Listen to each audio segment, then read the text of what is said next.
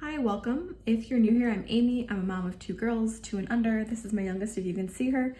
Today I'm going to be sharing 4 easy recipes from items from Trader Joe's. You don't have to get these from Trader Joe's. It's just a fun store to shop at. Let's go ahead and get cooking.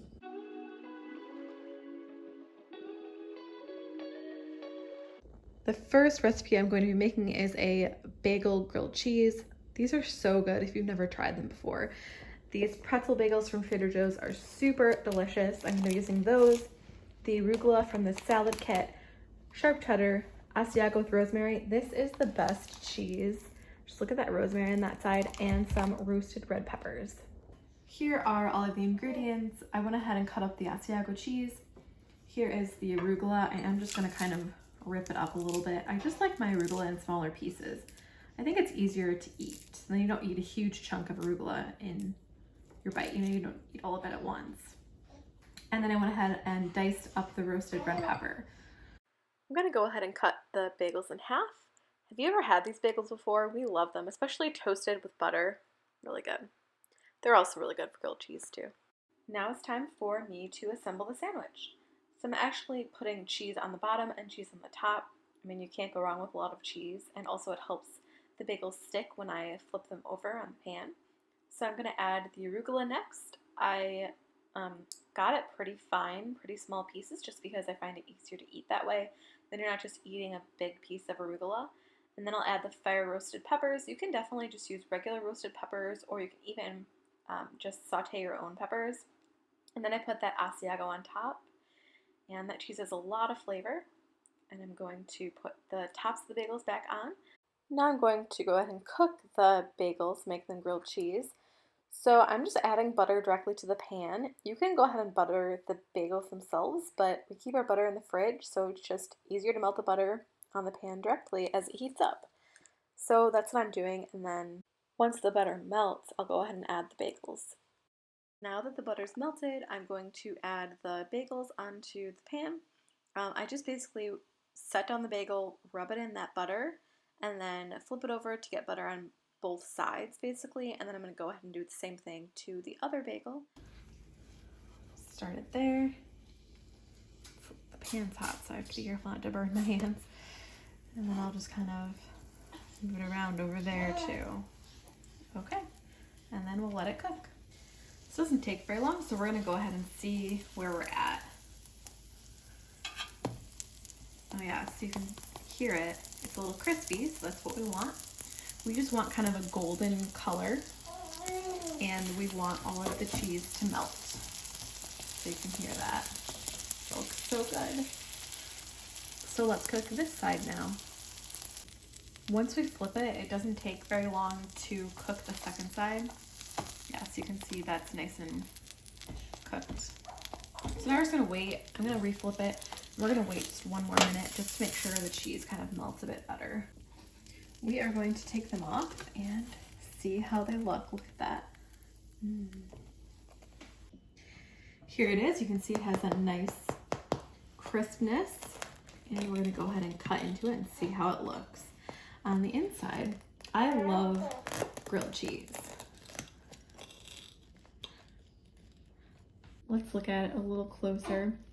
So we have that crisp outside like we want. All the cheese looks nice and melted with the roasted tomato. That looks really good. Next, I'm going to be making a pesto tortellini. I'm going to be using cheese tortellini, some pesto, bacon, peas, and grated Parmesan. I'm going to go ahead and get my bacon ready. So I put paper towels down on a plate, and then I put the bacon on, and then I put paper towels on the top because I microwave it. You can cook it in the oven or on the stove. I'm using a half a pound of bacon. And once it's cooked, I will go ahead and chop it up. And here's that Parmesan that I shredded, and I also have the peas that I'll thaw. The pasta water is now boiling. I'm going to drop in the tortellini, and we'll let this cook for about 5 to 7 minutes. Here are the toppings ready to go. The bacon's out of the microwave, and I broke it up. The pesto, just from that container, the peas, and the Parmesan. Just use whatever amount of each item that you'd like. Let's build our bowl. I'm going to start with the tortellini. We'll go ahead and toss in the pesto. And now the broken up bacon. Let's toss in some of the peas. And I'm going to give it a good stir. I did go back and add more pesto, and I also added peas and bacon on top. And of course, that Parmesan cheese.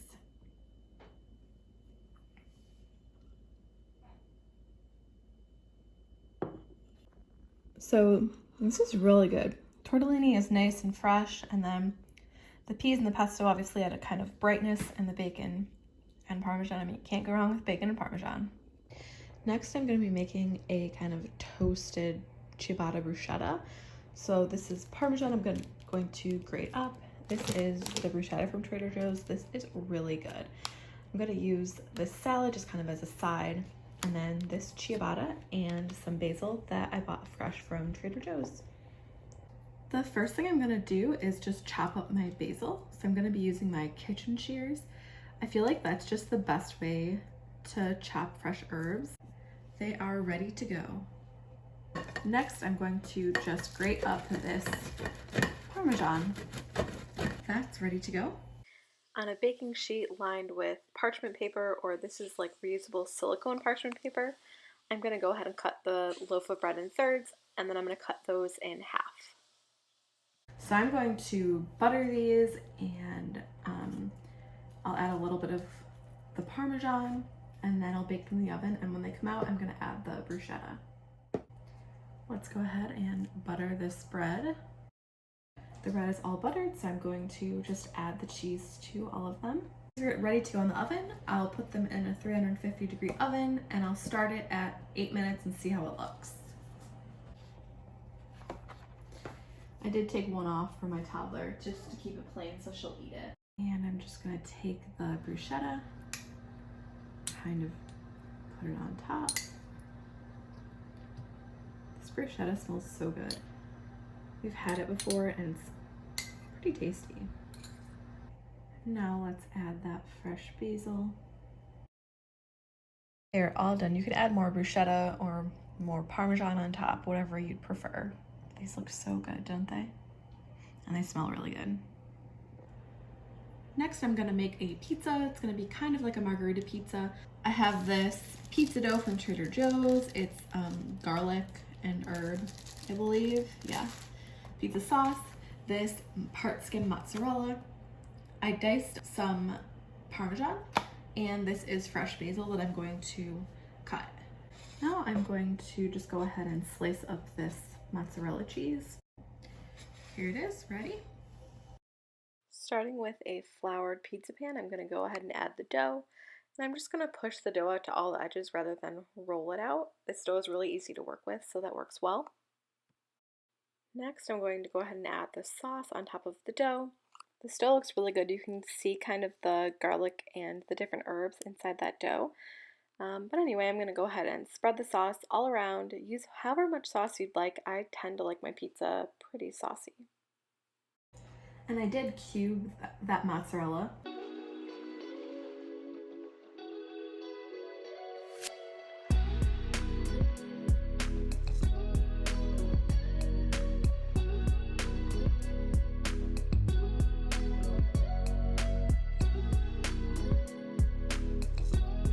And then I'm gonna drop on those Parmesan chunks that I cut up.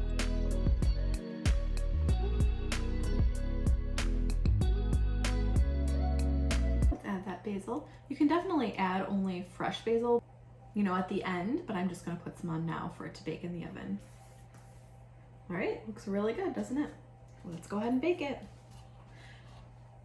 Here it is, fresh out of the oven. How good does that look?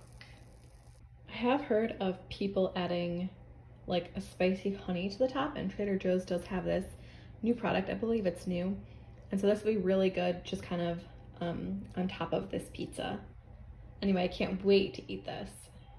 I did also want to add that I did not oil the bottom of the pan and it did not stick. All these recipes were really good. I hope that they gave you ideas for meals to try on your own, or that you try these recipes. If you like this video, please subscribe for more. Thanks for watching, and I'll see you next time.